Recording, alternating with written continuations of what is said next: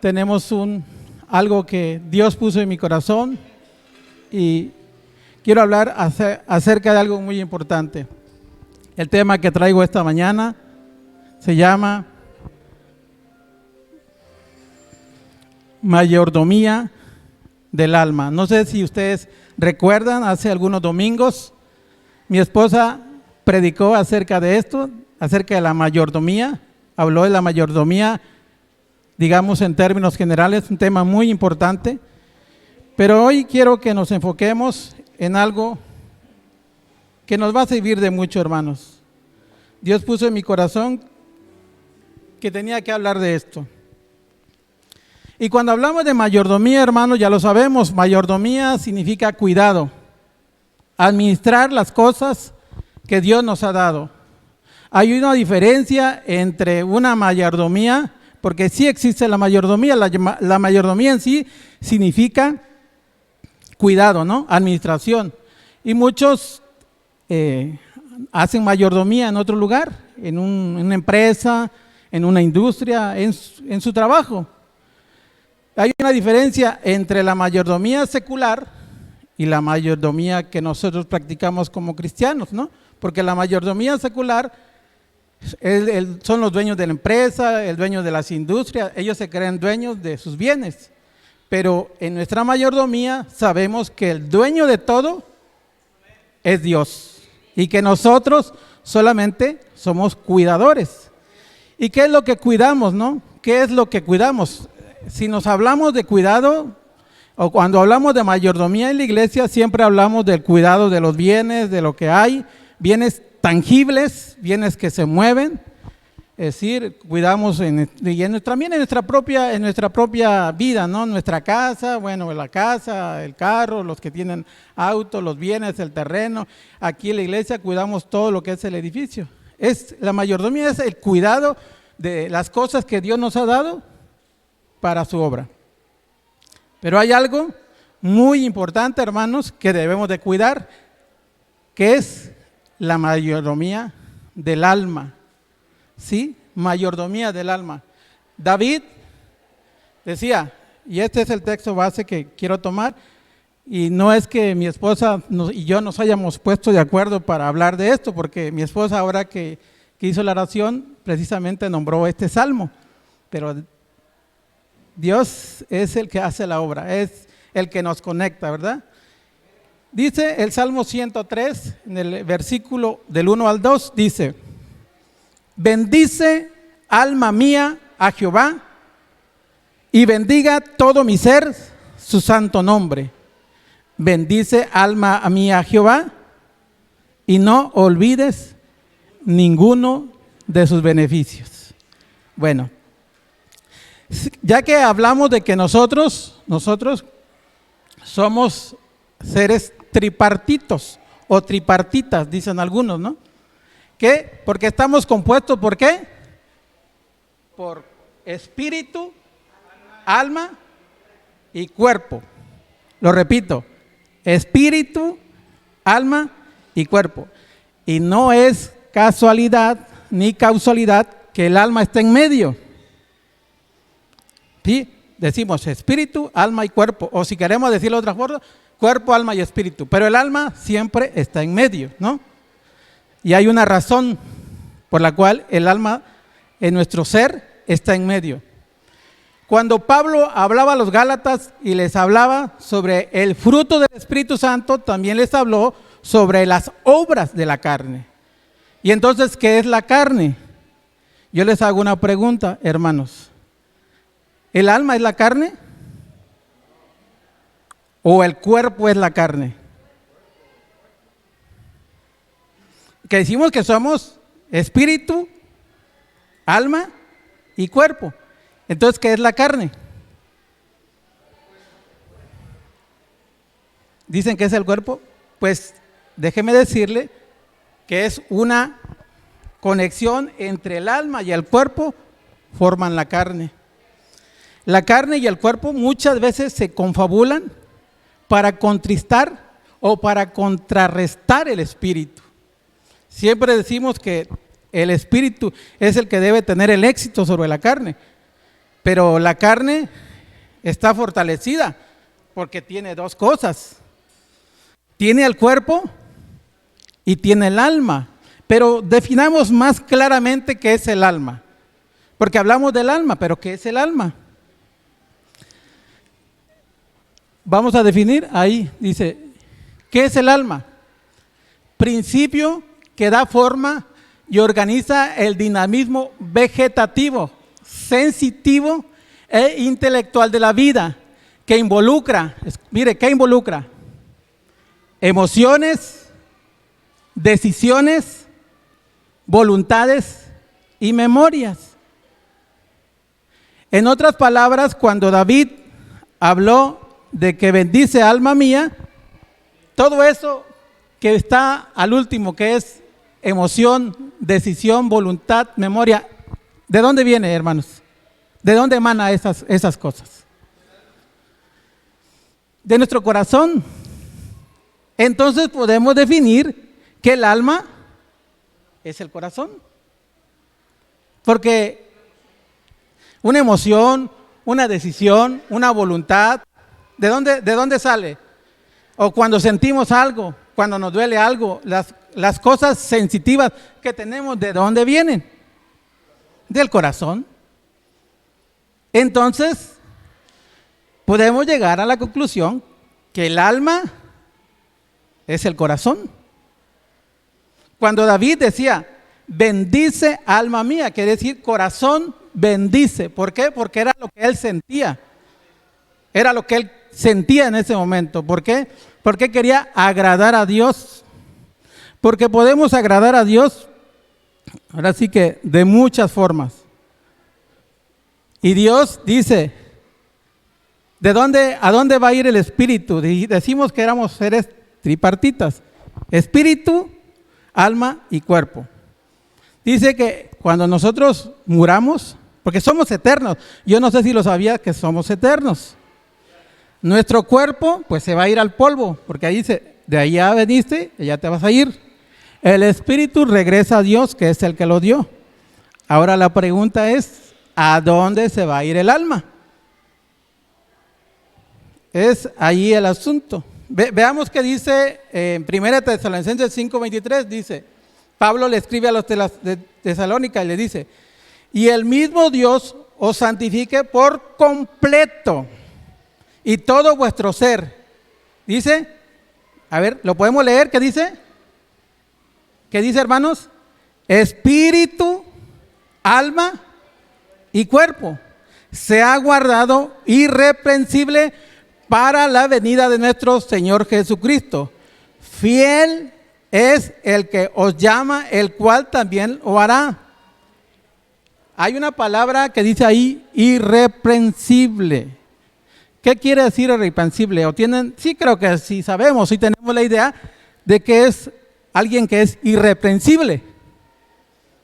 Le podemos buscar, pero en un término más concreto, decimos que una persona que es irreprensible, alguien que no se le puede reprender, alguien que no tiene nada que le tengan que decir.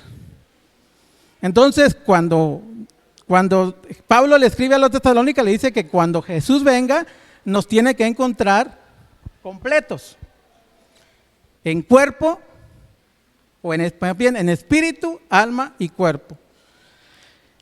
Entonces, vamos a hablar. El primer punto que tengo para ustedes se llama alma, tiempo y voluntad. ¿Y por qué? Bueno, ya dijimos que es el alma. Para ahora definamos qué es el tiempo.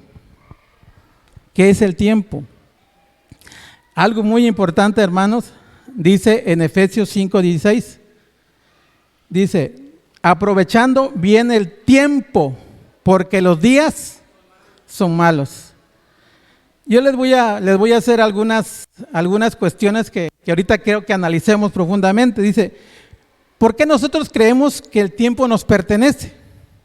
Si decimos que a veces, no sé, frases muy triviales, es que no tengo tiempo, es que no me alcanza el tiempo, es que no me gusta perder el tiempo, es que me falta tiempo. Yo les pregunto, ¿a alguno de ustedes Dios le ha dado menos de 24 horas en el día? ¿Alguno de ustedes? ¿Algunos de ustedes al día viven menos de 24 horas o todos vivimos las mismas 24 horas? ¿Y entonces de quién es el tiempo? ¿Por qué decimos que no tenemos tiempo? Es que decimos, no es que no tengo tiempo, cuando decimos es que tengo un compromiso o es que me falta tiempo y es que no me dio tiempo. Pero ¿de quién es el tiempo? ¿Es de nosotros el tiempo? O sea, a mí Dios me dio 24 horas como a cualquiera de ustedes, así es que el tiempo no es mío, el tiempo de Dios. Dice, si decimos que somos hijos de Dios, tampoco de nuestra voluntad nos pertenece. Y hay una lámina que les quiero mostrar, que tenemos, como les decía, el tiempo dice que tenemos 24 horas. Una persona en promedio dice que duerme en promedio entre 7 u 8 horas. Hay algunos que se pasan, ¿no? Hay unos que se duermen, no sé, yo conozco algunos. Dice que una persona dedica al trabajo 8 horas, ese es en promedio. Algunas también un poquito más y algunas también un poquito menos, pero es el tiempo promedio. Y una persona dedica en promedio 2 horas para comer, media hora para, 2 horas para comer. Es decir, que media hora para el desayuno, 1 hora para comer y media hora para cenar. Es decir, 2 horas en total en comer. Entonces ya estamos hablando que son, vamos a poner 8 y 8, 16. Y 2 horas para comer, estamos hablando de 18 horas, ¿verdad? ¿Estamos correctos? 18 horas. Y luego dice, una persona tiene en promedio 2 horas en distracción en el día. ¿Y qué son esas distracciones? Llegamos a la casa o del trabajo, pues mientras que nos sirven la comida o sirvemos la comida, nos traemos en la televisión, en el internet, en las redes sociales, en promedio, y esta estadística no es que yo la haya sacado, es una universidad, y no voy a poner el nombre, pero dice que en promedio una persona le dedica 2 horas a esa distracción en el día. Entonces ya estamos hablando de ¿cuánto, hermanos? 20 horas. De las 24 horas que tiene el día, ya nos gastamos 20 horas. Y dice que una persona dedica solo el 7.67% en promedio a su familia, que en promedio más o menos son otras 2 horas. Es 1.8 horas que le dedica a su familia. ¿A qué me dedico a su familia? Que en el caso que los que tienen hijos pequeños les ayudan a hacer sus tareas, les preguntan algo. Y eso porque quiero ser benevolente, quiero ser que esta iglesia así lo hace, ¿no? Que se dedica tiempo a su familia. Sí, que le explica a sus hijos qué es lo bueno, qué es lo que tiene que hacer, hacia dónde vamos, qué vamos a hacer. Les ayuda a hacer sus tareas, los orienta, platica con ellos. Eso es en el buen caso. Y eso, digo, esto sí pasa aquí y no sé si pasa en las demás iglesias. Espero que aquí sí, ¿verdad? Entonces, ¿cuánto nos queda, hermanos? ¿Cuántas horas nos quedan libres? Ahora yo les pregunto, de esas 2 horas que nos quedan, ¿cuánto tiempo le dedicamos a Dios? Y quiero que seamos sinceros, hermanos, si nos digamos la verdad. ¿Quiénes le dedican 1 hora a Dios en el día? De verdad. Como dice el pastor, no escucho ningún amén, ¿verdad? Bueno, voy a hacer como Abraham, cuando estaba abogando por el pueblo. ¿Quiénes le dedican media hora? Media hora. Bueno, ¿quiénes le dedican 15 minutos a Dios en el día? ¿Quiénes tienen un tiempo devocional, que es el tiempo más importante en el día? Más importante en el día. ¿Quiénes dedicamos esos 15 minutos? Vamos a hacer 15 minutos. Nos va a quedar 1 hora 45 minutos libre para hacer lo que querramos. 15 minutos en el día para dedicarlos a Dios. Hermanos, es muy importante que entendamos que nosotros necesitamos esa intimidad con Dios, necesitamos estar, porque toda circunstancia, todo problema que nos venga, si tenemos intimidad con Dios, si dedicamos esos 15 minutos a Dios, vamos a tener una conexión con Dios. Vamos a saber a quién recurrir. Porque ¿qué pasa? Cuando tenemos una situación difícil, un problema, sea el que sea, recurrimos a cualquier medio, a cualquier razón.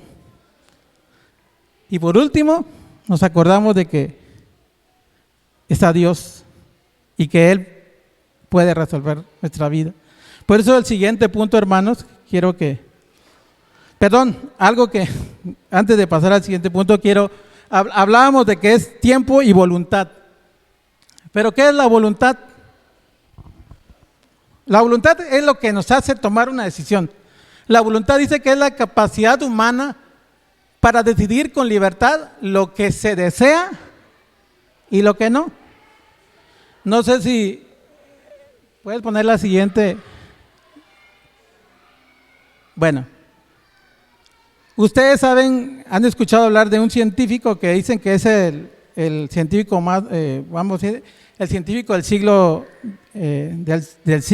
XX, que él inventó la teoría de la relatividad, que era Albert Einstein. Albert Einstein es de origen judío. Sus padres migraron a Alemania antes de la Segunda Guerra Mundial. En la Primera Guerra Mundial ellos fueron migrantes y vivieron en Alemania. Y ahí nació Albert Einstein. Albert Einstein era de origen judío. Entonces Albert Einstein tenía problemas era disléxico, tenía problemas para hablar, no era lo que conocemos de él. Entonces Albert Einstein, después de que pasó y empezó a vivir su juventud, en la época de la Segunda Guerra Mundial, él no estaba de acuerdo con lo que estaba haciendo Alemania, principalmente con los judíos. Entonces decidió salirse de Alemania, pidió la nacionalidad suiza. Después de Suiza también pidió la nacionalidad austriaca y por último emigró a los Estados Unidos. La razón principal por la que Albert Einstein quiso salirse de Alemania fue porque sabía que Alemania estaba intentando crear la bomba atómica. Y entonces él dijo que él no quería ser partícipe de la destrucción de la humanidad. Pero da la casualidad que llega a Estados Unidos y como lo toman como un científico, lo llaman y él realmente participa en la creación de la bomba atómica, que fue la que destruyó Hiroshima y Nagasaki. Fueron alrededor de 100,000 personas que murieron. Pero él dijo una frase muy importante a raíz de eso. Dijo, hay una fuerza más grande que todo, inclusive más fuerte que la energía atómica, que la energía eléctrica, que es la voluntad. Porque uno puede decidir. Él se refería a que él pudo haber decidido que no lo iba a hacer, pero le ganó la humanidad por quedar en la historia. Pero esa historia es como una historia negra para él, porque él sí contribuyó a la creación de la bomba atómica. Él sí hizo. Y entonces eso es nuestra voluntad, hermanos. Por eso dice que tenemos la capacidad de decidir hacer las cosas o decidimos no hacerlas. Dicen que es bueno arrepentirse de lo que se intentó hacer y no resultó, o arrepentirse de lo que no se hizo es lo peor que le puede pasar a una persona. Y entonces eso es hablar de la voluntad que Dios pone en nuestro corazón. Y por eso ahora sí vamos al segundo punto, que es precisamente ante quién queremos ser vulnerables. Si decimos que no tenemos pecado, nos engañamos a nosotros mismos, ¿sí? Y la verdad no está en nosotros. Si confesamos nuestros pecados, Él es fiel y justo para perdonar nuestros pecados y limpiarnos de toda maldad. Juan, primera carta que escribió Juan, 1 del 8 al 9. Y esto da a colación lo que yo les decía, que la falta de intimidad con Dios nos hace vulnerables. ¿Y qué es una persona vulnerable? pues alguien que no está blindado y que cualquiera puede venir y lo puede tumbar. ¿Sí? Cualquiera, a veces yo hace poco escuché una ilustración de un boxeador que dice que se preparó para la pelea, estaba muy preparado y empezaron los primeros rounds y empezó y tumbó a su rival, lo tumbó una vez y después lo volvió a tumbar y él ya estaba confiado, ¿no? Ya estoy bien y ya lo tengo, y bajó la guardia. ¿Y qué pasa? Su rival aprovechó y le puso uno nada más y lo tumbó. Y ya no se paró. Se quiso parar, pero ya no pudo. ¿Y cuál fue la decepción? Que llega su entrenador, lo lleva al vestidor y él estaba llorando. Dice, ¿pero por qué? ¿Por qué me confié? Si ya lo tenía. Y le dice, bajaste la guardia.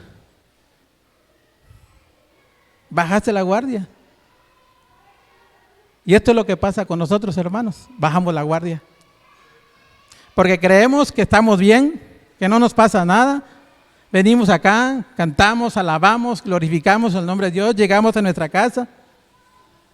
¿Y qué pasa? Dejamos a un lado la iglesia y empezamos a vivir nuestra vida y dejamos de tener intimidad con Dios y nos volvemos vulnerables.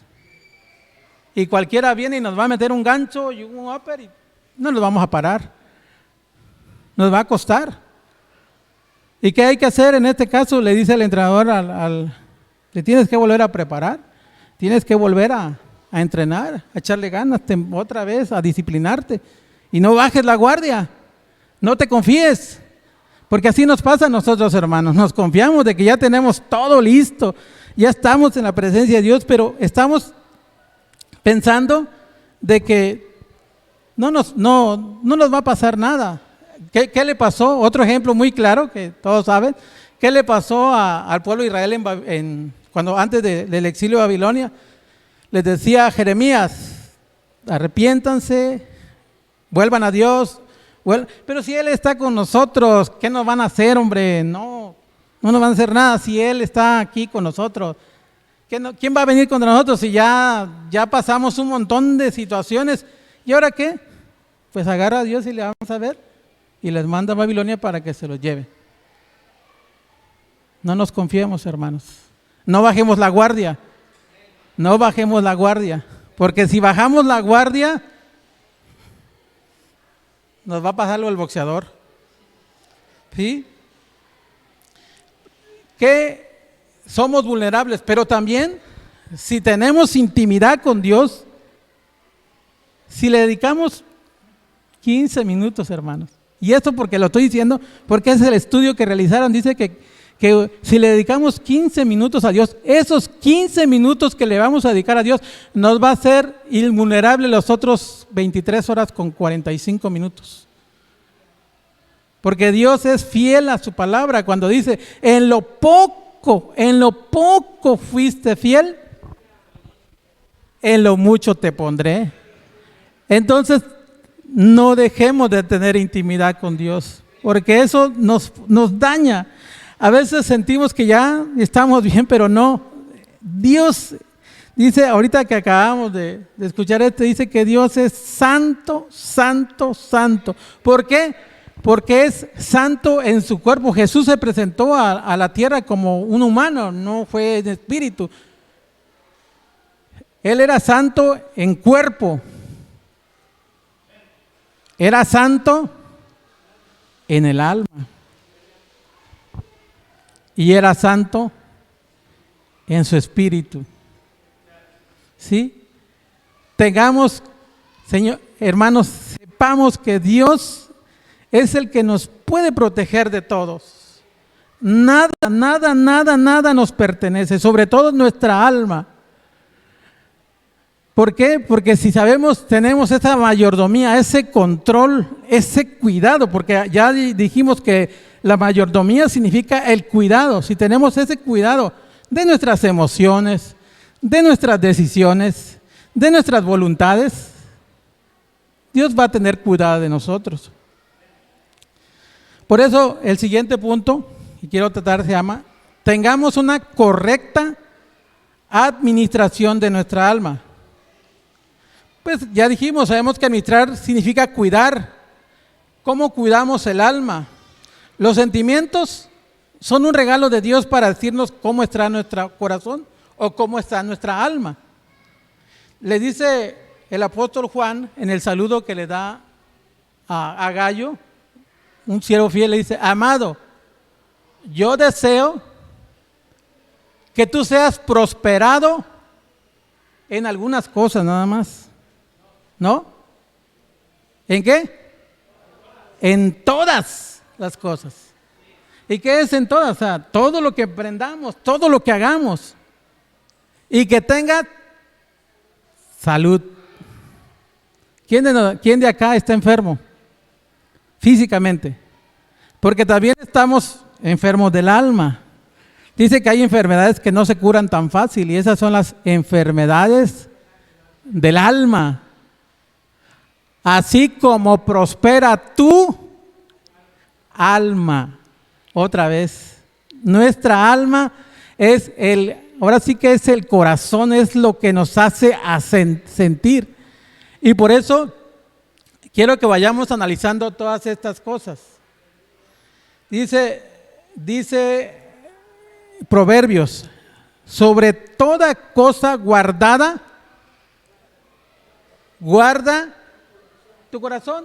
Y decimos que el alma es el corazón, porque de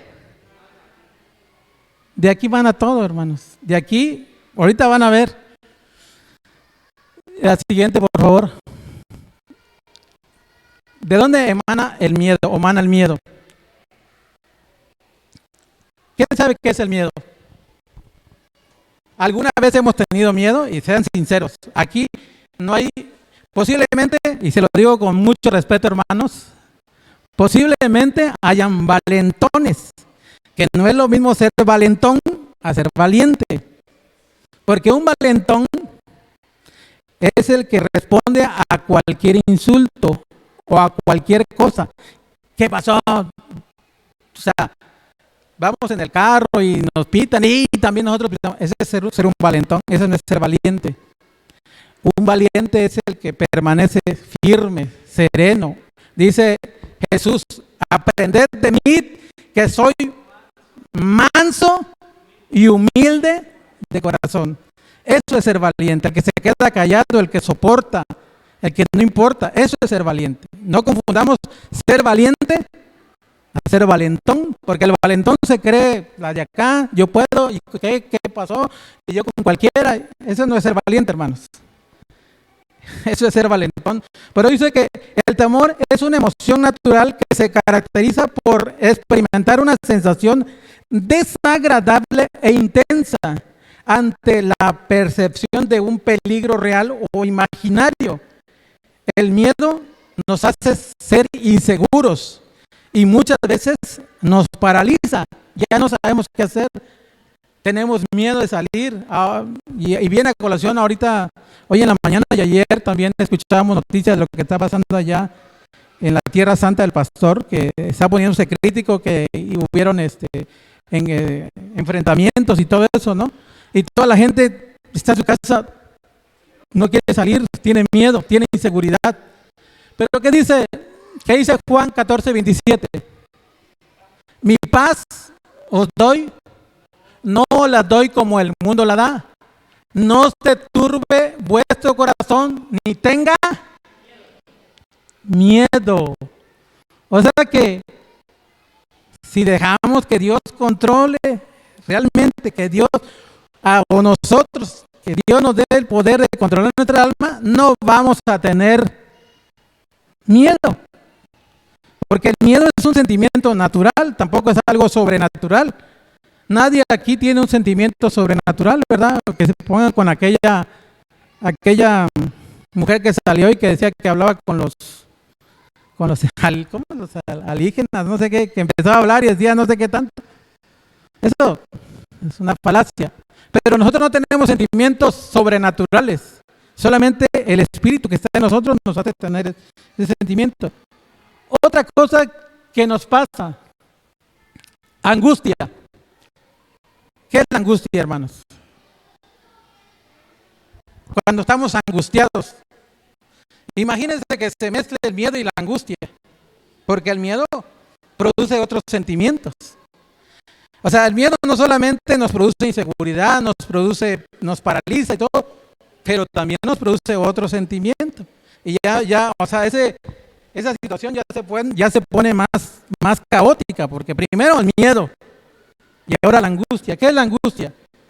La angustia es una emoción, es un sentimiento, pensamiento, condición o comportamiento desagradable. La angustia puede afectar la forma en que uno razona, siente o actúa, y puede hacer más difícil enfrentarse a cualquier circunstancia. Entonces, imagínense, con miedo y con angustia, pues ya vamos para abajo. Pero ¿qué dice Juan 14? Perdón, ¿qué dice tercera de Juan 6:3? Estas cosas os he hablado para que en mí tengáis paz. En el mundo tendréis aflicción, pero confiad que yo he vencido al mundo. Entonces, ¿dónde estamos agarrados, hermanos? Porque si estamos con el miedo y estamos con la angustia, entonces no estamos agarrados de Dios. Esos no son sentimientos que, como les digo, son sentimientos naturales, pero que pueden ser controlados. Este es el objetivo, hermanos, de que podamos controlar otro sentimiento que viene del alma, la tristeza. ¿Qué es la tristeza, hermanos? A ver, dígame, ¿qué es la tristeza?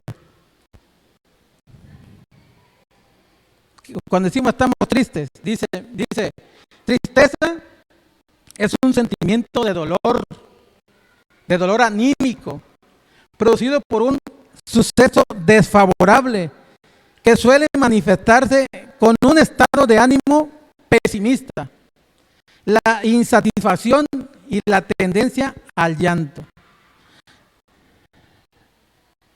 Dice la palabra que Dios no nos ha dado un espíritu de cobardía. Pero ¿por qué nos sentimos tristes?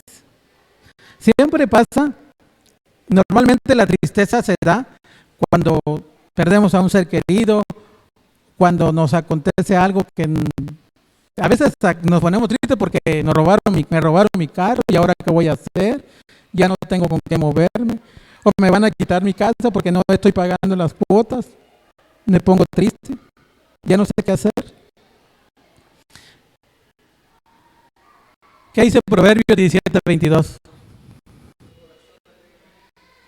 El corazón alegre constituye buen remedio, mas el espíritu triste, ¿qué dice? Espero que no sea el caso de ninguno de nosotros, ¿verdad? Que nadie tenga secos los huesos. Amén, hermanos. Entonces, el alma, ya veo todo lo que sale del alma y falta más todavía. Así es que si no teníamos la idea de que cuando Jesús dice, de ahí viene todo, porque también hay sentimientos de gozo, de alegría, de paz, de amor. Pero estos son sentimientos naturales. Nadie se puede negar a decir que alguna vez no ha pasado por esto. El que diga que no ha pasado por esto, está mintiendo. Hay otro sentimiento, hermanos, que se llama ansiedad. Y todo viene, ahora sí que todo viene en paquete. ¿Qué es la ansiedad? ¿O quiénes de aquí han estado ansiosos? Amén.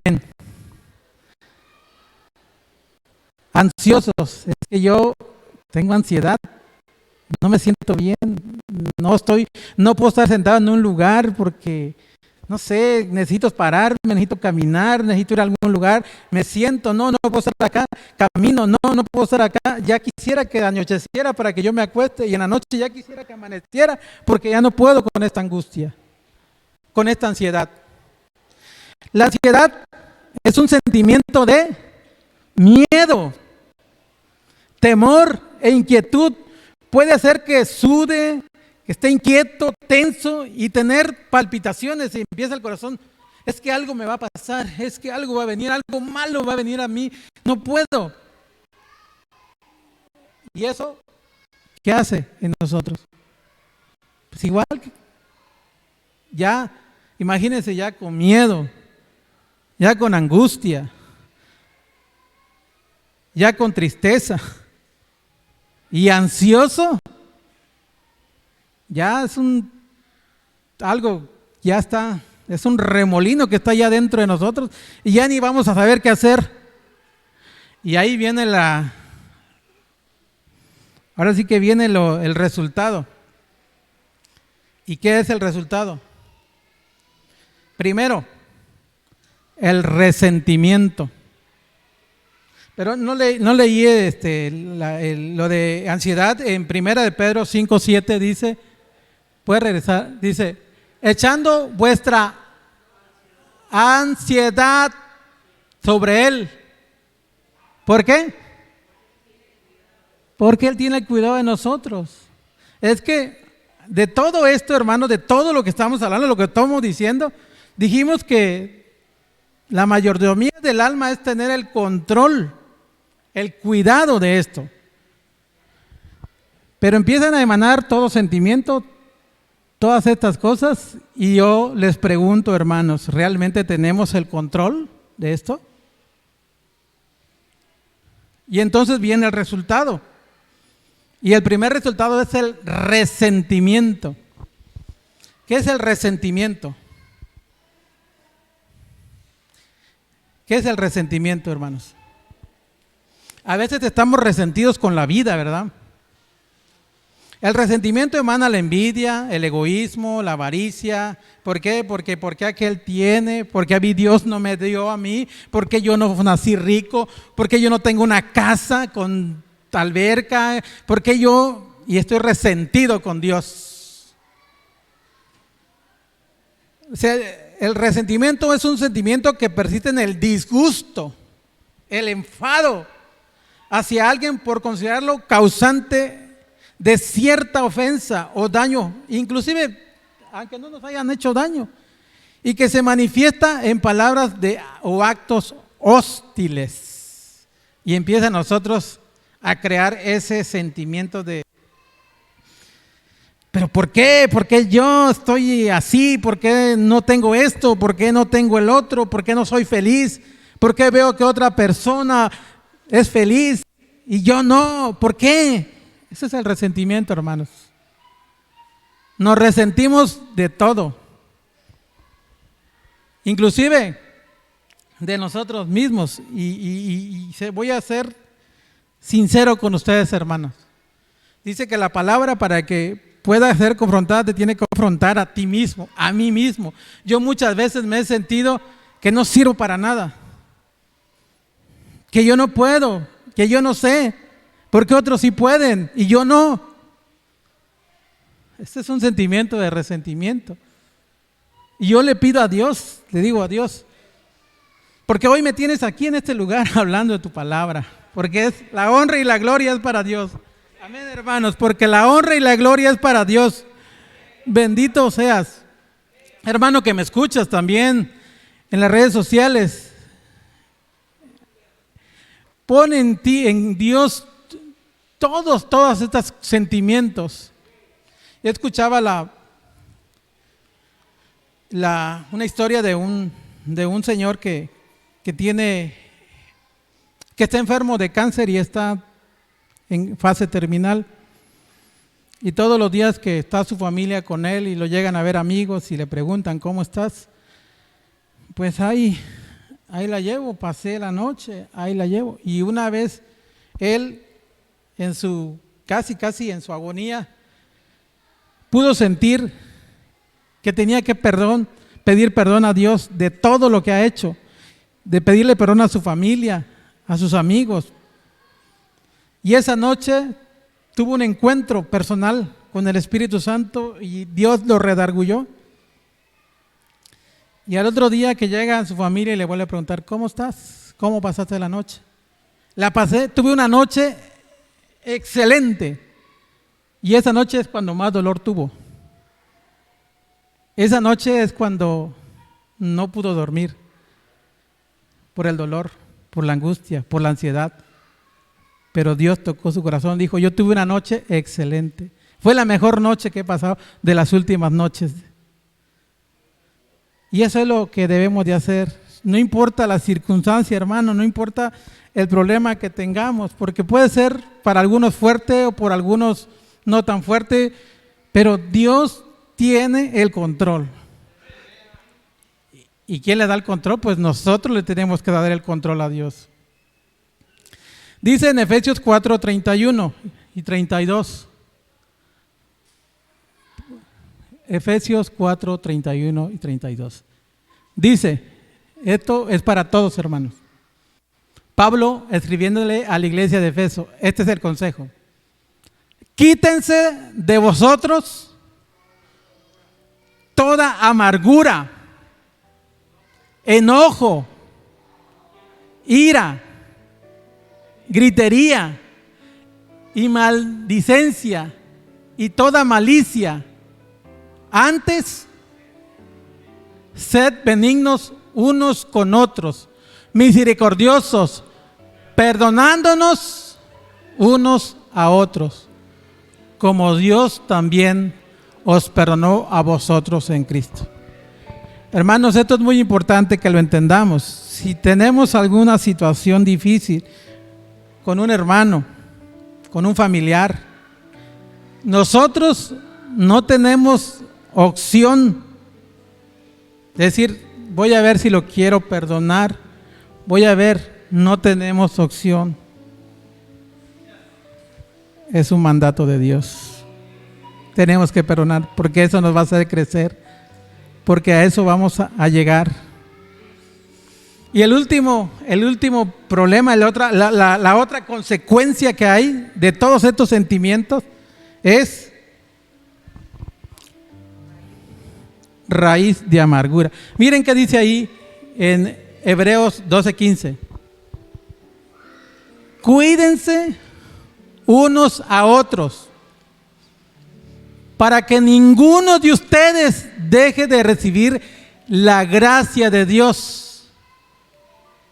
Tengan cuidado de que no brote, ¿qué dice? En ninguna raíz venenosa de amargura, la cual los trastorne a ustedes. ¿Y qué dice? ¿Qué dice? ¿Y qué? Y envenene a otros. Yo no puedo venir al altar a orar y a pedir perdón si yo no he perdonado a mi hermano. La palabra de Dios dice, Jesús le decía a los fariseos, ¿para qué van y muestran sus ofrendas? Para que todos lo vean, que eso. Si primero ven, perdona y pide perdón a tu hermano y luego ven al altar a dejar a tu ofrenda. Y ese es el mandato de Dios. Entendamos, hermanos, que Dios nos tiene aquí con un propósito. Lo hemos visto hasta el cansancio. Ya no necesitamos decir más de esto, pero tenemos que limpiar nuestra alma. Todos esos sentimientos que acabamos de ver tienen una solución. ¿Y cuál es la solución, hermanos? ¿Qué dice, hermanos? Tener un encuentro con Dios muerto. Ah, no, perdón, me equivoqué. ¿Con Dios? ¿Con Dios? ¿Con Dios? Vivo. Dice, ¿qué dice? Es necesario Que Él, ¿quién es Él? Para que yo mengue, para que yo me humille, para que yo le pida a Dios que me quite todo sentimiento de angustia, de ansiedad, de miedo, que quite toda raíz de amargura, todo eso, humillarme ante Dios para que Él crezca, para que podamos dar el fruto del Espíritu Santo. ¿Cuál es el fruto del Espíritu Santo? Por ciento, sí se lo saben, ¿verdad? Gálatas 5:21. Son bastantes. Amor, paz, gozo, benignidad. Cuando tenemos todo eso, ¿qué nos importa la angustia, la ansiedad, el miedo? No existe si tenemos al Espíritu Santo con nosotros. Entonces, hermanos, entendamos que la solución es tener un encuentro con Dios vivo, porque no podemos tener, y eso se lo digo en serio, no podemos tener un encuentro con Dios muerto, porque el Dios muerto no existe, porque Dios es vivo.